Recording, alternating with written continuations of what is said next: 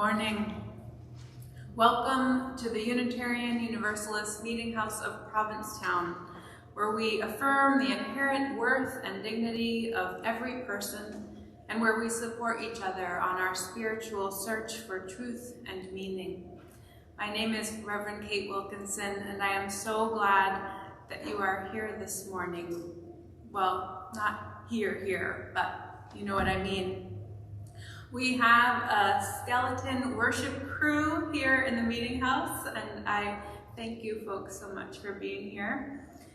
And I offer up my deep gratitude that we have the technology and volunteers in place to reach all of you in your homes, which allows us to pivot quickly when circumstances change. This week, we've seen a large uptick in COVID numbers in our community, which led us to change today's service to an online service. We are wishing a speedy recovery to all of those who are ill, and our prayers go out also to everyone who is feeling increased anxiety right now. It's really exhausting to be back at this stage of pandemic vigilance. This week, as the sun pauses in its arc across the sky for the winter solstice, let us pause too. Let us pause to reflect on the light and the dark in our lives. Let us pause to rekindle our own flames. Let us pause to share our spark with those around us.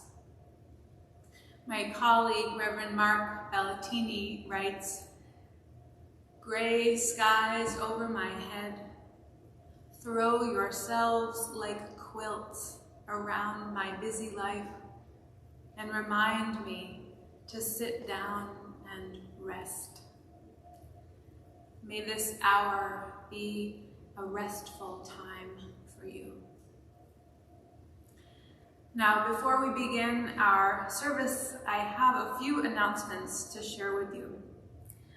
Our very thoughtful board of directors had an emergency meeting yesterday and have made the wise decision to transition to online services for the next 4 weeks, at which point we will reassess. Next week's worship service will be pre-recorded, and the following services will be live streamed from the sanctuary like today. Our Zoom coffee hour will remain on Tuesday evenings at 5 o'clock. I hope you can join us. For Christmas Eve, which is coming up on Friday night, we are still planning to bundle up and celebrate outside. You are welcome at one or both of our candle lighting ceremonies out on the front lawn at 5 or 7 p.m. We ask that you please wear your masks and maintain social distancing out there. There will be some carols, a reading or two, and of course, the candle lighting and singing of Silent Night, our favorite Christmas Eve tradition. All are welcome. Usually on Christmas Eve, we take up a collection for the minister's discretionary fund, which helps those in need in our community. Since we won't be doing that outside, if you'd like to make a contribution at any time, you can by sending a check to the Meetinghouse with Minister's Discretionary Fund, the memo line. And as always, if anything changes between now and Friday, we will let you know. And lastly, I'm going to end today's service with a poem by Susan Cooper. This is a poem that they always end the Christmas revels with, and I have loved it since I was a little girl sitting in Sanders Theater in Cambridge. There's an audience participation part, and you can help me with that, even from home. The last line of the poem is "Welcome Yule," And when you hear me say that, you respond by echoing, welcome, Yule. You got that? Yes. Great. Tuck that away for later. Let's take a moment now to affirm our Meetinghouse covenant. I will say a line and you will say it back to me. Love is the spirit of this Meetinghouse. Love is the spirit of this Meetinghouse. This is our great covenant. This is our great covenant. To dwell together in peace. To dwell together in peace. To seek the truth in love. To seek the truth in love. And to help one another. And to help one another. At this time, I invite Kate Wallace-Rogers to light our chalice. She will also be lighting all of the candles on our Advent wreath. Typically, at our winter solstice gathering, we cast the circle to make sacred the space as we celebrate the return of the light in the midst of darkness. Today, we cast a circle that extends far beyond this room, a circle that extends to include each of you joining us from home. So while we light our candles here at the Meetinghouse, I invite you to light a candle wherever you are. In that way, we can feel together even while we are apart.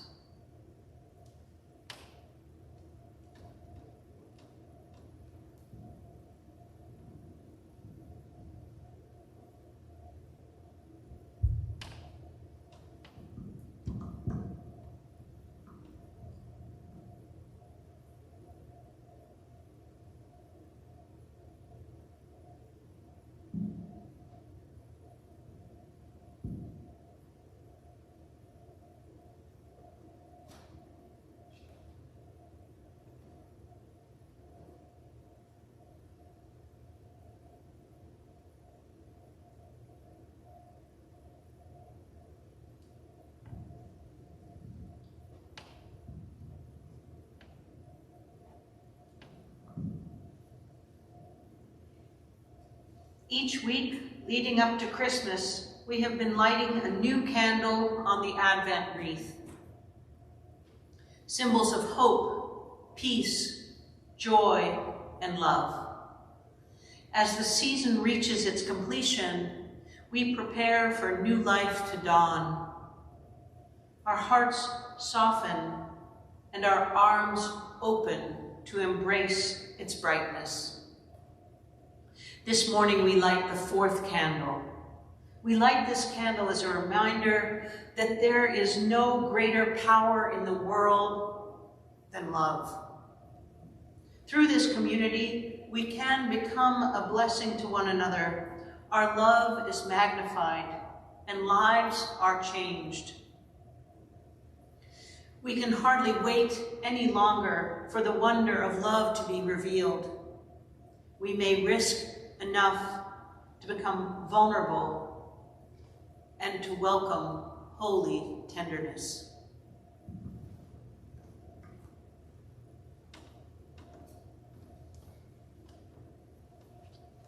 Thank you.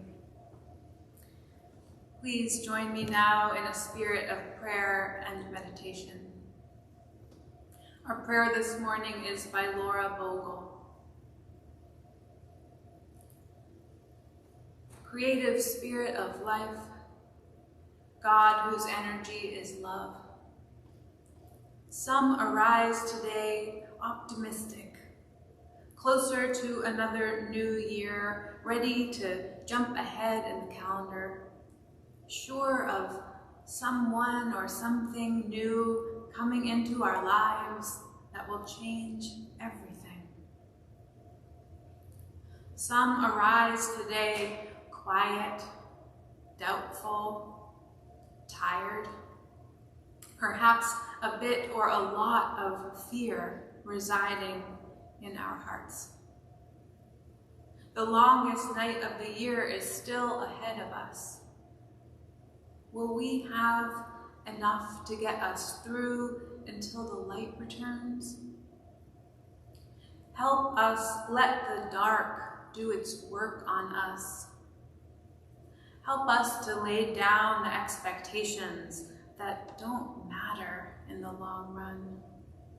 The expectation to buy our salvation, the expectation to consume our joy, the expectation to be joyful without exception, the expectation to orchestrate perfect family time, the expectation that one person or party or position will save us. Let us simply settle here in the dark, be with what is real, and wonder at the miracles of now. If we stay long enough, we might feel the light returning in ourselves and one another.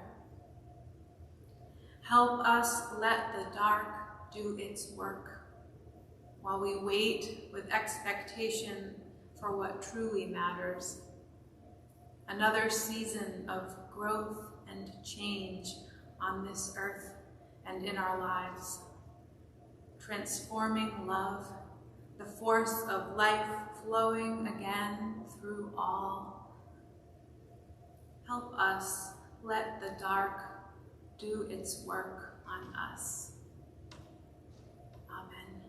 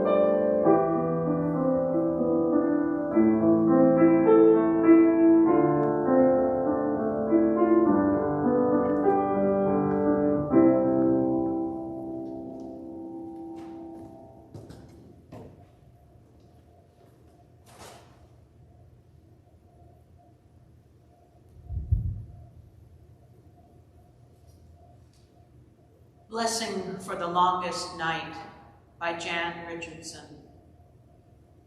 All throughout these months, as the shadows have lengthened, this blessing has been gathering itself, making ready, preparing for this night. It has practiced walking in the dark, traveling with its eyes closed, feeling its way by memory, by touch, by the pull of the moon, even as it wanes. So believe me when I tell you this blessing will reach you, even if you have not light enough to read it. It will find you, even though you cannot see it coming. You will know the moment of its arriving by your release of the breath you have held so long.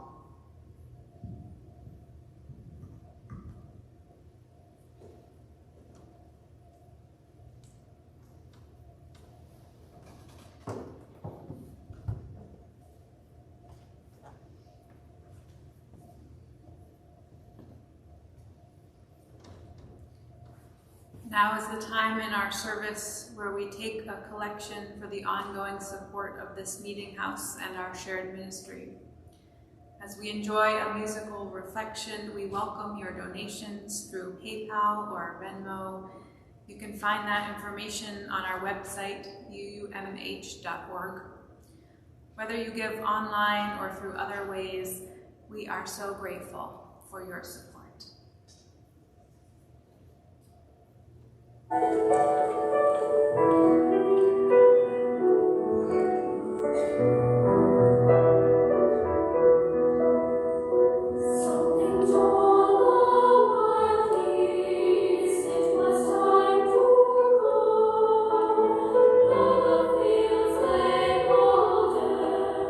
Something whispers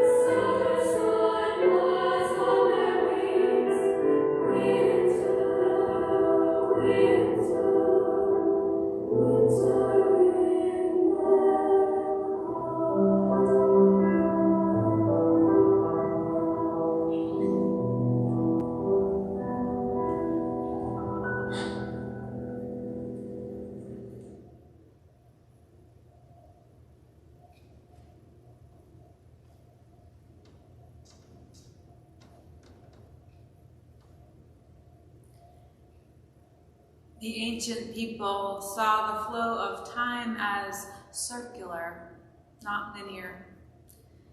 And the changing seasons were understood as a great wheel, the wheel of the year. The winter season was given the name Yule, an Anglo-Saxon word meaning wheel. The green wreaths that decorate our doors and windows are a symbol of the new year and its turning. Today we observe the turning of the wheel of this season. Today we celebrate the special night of the winter solstice, which will happen on Tuesday. In the Northern Hemisphere, this is the longest night of the year.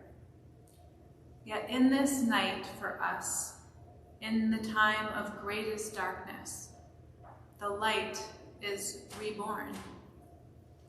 After the winter solstice, the sun will grow stronger and stronger until we reach the time of the longest day, the summer solstice.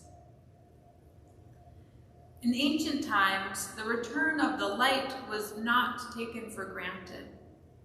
People believed that they must help the light to be reborn by honoring the time of darkness. The people were to watch and wait, kindling hope in their hearts.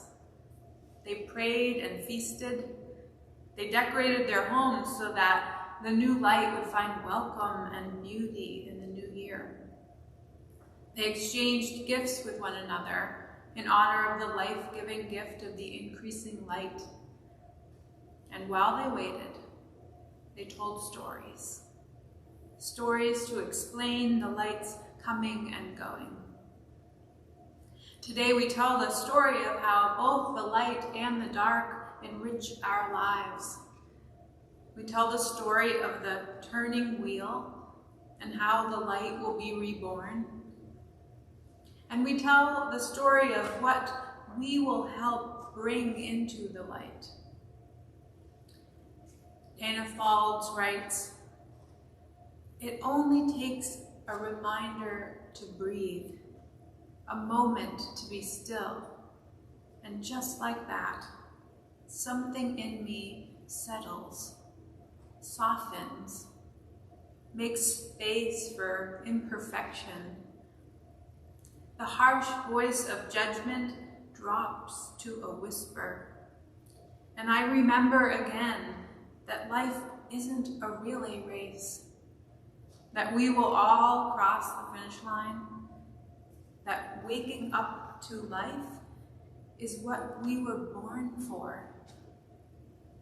As many times as I forget, catch myself charging forward without even knowing where I'm going, that many times I can make the choice to stop, to breathe and be, and walk slowly into the mystery. Sometimes we are afraid of the darkness, of the long, slow winter. This year, we worry about how the isolation will get to us, how our spirits will survive another pandemic winter. When we start to become fearful, it's sometimes helpful to think about how our own emotional cycles are overlaid onto the cycles of the earth. How the coming winter and the slowness it will bring perfectly coincide with a time of rest and hibernation in the Northern Hemisphere. And we remember too that the darkness does not last forever, but that time spent there offers its own gifts. Things germinate in the dark. Our eyes get a rest in the dark. Our spirits are held in the dark like in a womb. Right now, I invite you to imagine that it is the end of the day on Tuesday, and the sky is just beginning to darken. You face the long night ahead of you, and you are not afraid.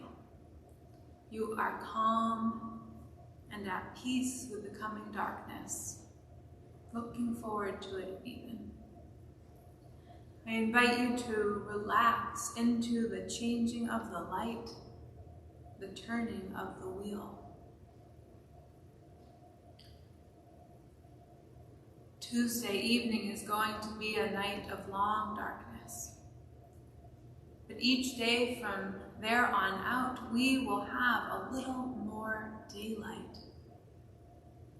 And although this is a time in the world where there is so much uncertainty and fear and sadness, there is always the possibility of adding a little more light to that world with our intentions, our actions, and our connections. Just like the ancients, we can believe and celebrate that there are things we can do to ensure the return of the light. We can help to kindle the light for ourselves and for others.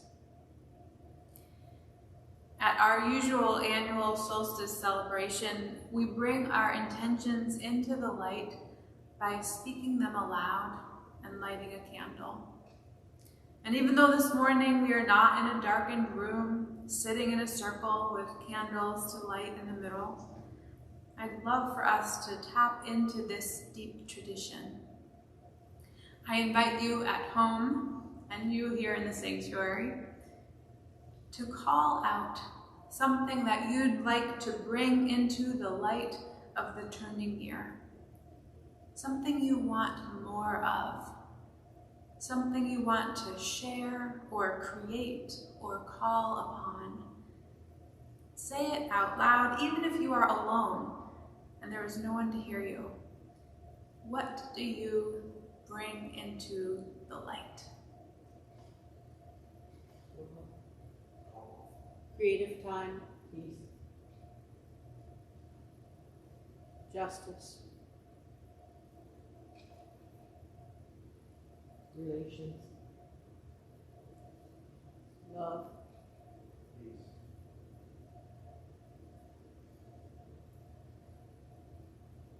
Thank you. It's more powerful than you know to set an intention, to open yourself to the possibility of this growing light in the world, whatever it might be. Some years ago, Elizabeth Gilbert of Eat, Pray, Love fame was stuck on a crosstown bus in New York City during rush hour. Traffic was barely moving. The bus was filled with cold, tired people who were deeply irritated with one another, with the rainy, sleety weather, with the world itself. Two men barked at each other about a shove that might or might not have been intentional. A pregnant woman got on and nobody offered her a seat. Rage was in the air. No mercy could be found on that bus. But as the bus approached 7th Avenue, the driver got on the intercom. "Folks," he said, "I know you've had a rough day and you're frustrated. I can't do anything about the weather or the traffic, but here's what I can do. As each one of you gets off the bus, I will reach out my hand to you. As you walk by, drop your troubles into the palm of my hand, okay? Don't take your problems home to your families tonight. Just leave them with me. My route goes right by the Hudson River, and when I drive by there later, I'll open the window and throw your troubles into the water. Sound good?" It was as if a spell had been lifted. Everyone burst out laughing. Faces gleamed with surprised delight. People who'd been pretending for the past hour not to notice each other's existence were suddenly grinning at each other, like, is this guy serious? Oh, he was serious. At the next stop, just as promised, the driver reached out his hand, palm up, and waited. One by one, all the exiting commuters placed their hand just above his and mimed the gesture of dropping something into his palm. Some people laughed as they did this. Some teared up, but everyone did it. The driver repeated the same ritual at the next stop too, and the next, all the way to the river. We live in a hard world, my friends, Elizabeth says. Sometimes it's extra difficult to be a human being. Sometimes you have a bad day. Sometimes you have a bad day that lasts for several years. You struggle and fail. You lose jobs, money, friends, faith, love.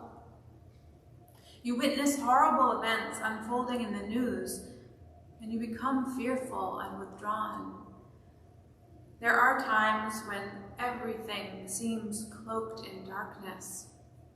You long for the light, but don't know where to find it. But what if you are the light? Elizabeth asks.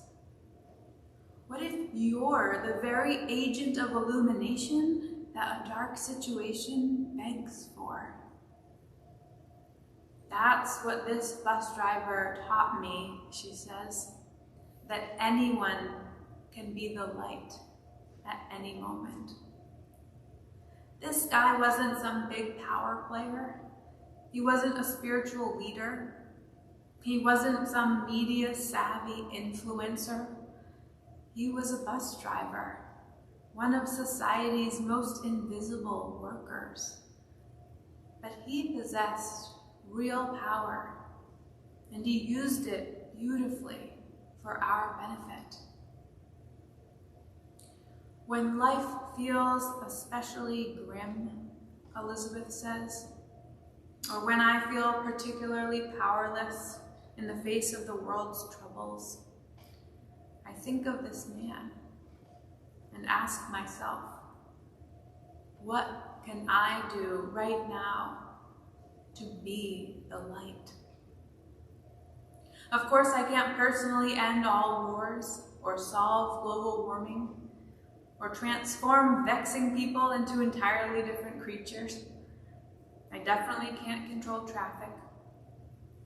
But I do have some influence on everyone I brush up against, even if we never speak or learn each other's name. How we behave matters. Because within human society, everything is contagious. Sadness and anger and COVID, I would add. But yes, also patience and generosity and love. Which means we all have more influence than we realize. No matter who you are, or where you are, or how mundane or tough your situation may seem, Elizabeth says, I believe you can illuminate your world. In fact, I believe this is the only way the world will ever be illuminated. One bright act of grace at a time, all the way to the river. Friends, I know this is a hard time. I know that we'd like to rush through this darkness, this coming winter, this next wave of a pandemic. But since we can't, is there any comfort we can take in the slowing down, in the hush, in the stillness? Is there any comfort in remembering that this season of solitude is accompanied by the hibernation of Earth itself? Is there any comfort we can take in remembering that it is in the darkness that our own small light can shine the brightest?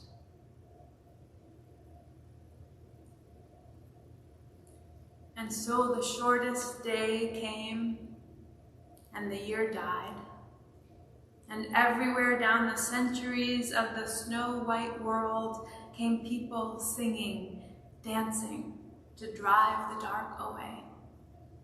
They lighted candles in the winter trees, they hung their homes with evergreen, they burned beseeching fires all night long to keep the year alive.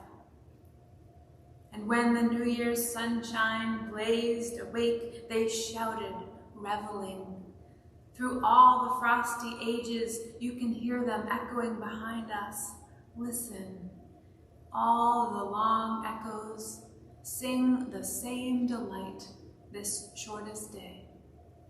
As promise awakens in the sleeping land, they carol, feast, give thanks, and dearly love their friends, and hope for peace. And so do we, here, now, this year and every year. Welcome, Yule. Welcome, Yule. Amen, and blessed be.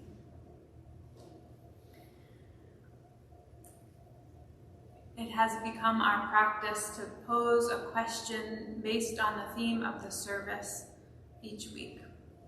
It can be, well, I was going to say it could be a conversation starter out on the lawn, but there's not much happening out there this morning. It can be a conversation topic at your dinner table. And if you'd like to delve deeper into this question, you can join us on Zoom Tuesday at 5 o'clock. Let us know if you need that link. Here is our question for this week. What are you bringing into the light? What are you bringing into the light? And I was planning to stand at the door with my hand out and invite you, as you exited, to drop your troubles into the palm of my hand. And later, I was going to go across the street and throw your troubles into the ocean. So let's do this instead. I am going to reach out my cupped hands to you. And wherever you are, imagine dropping your troubles into my palms, just for today. Leave them with me. I will throw them into the ocean.